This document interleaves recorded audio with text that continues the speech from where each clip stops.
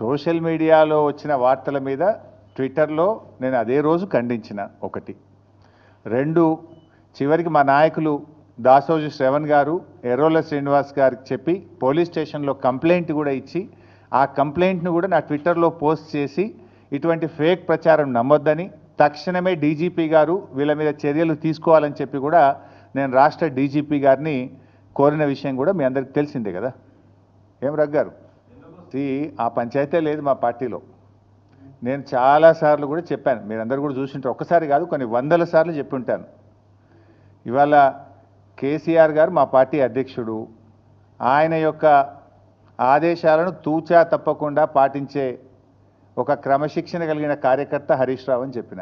ఇది బహుశా వందల సభల్లో చెప్పిన, టీవీ డిస్కషన్స్లో చెప్పిన, ప్రెస్ మీట్లలో చెప్పిన, చిట్ చాట్లో చెప్పిన, అనేక సందర్భాల్లో కూడా చెప్పిన. సో మీరు అన్నట్టు కేటీఆర్ గారికి నాయకత్వం అప్పచెప్తే స్వాగతిస్తాను. డెఫినెట్గా ఐ కోఆపరేట్. ఒక కార్యకర్తగా హరీష్ రావు పార్టీ నిర్ణయాన్ని, కేసీఆర్ నిర్ణయాన్ని ఎప్పుడైనా శిరసా వహిస్తాడు తప్ప గీత దాటే వ్యక్తి కాదు.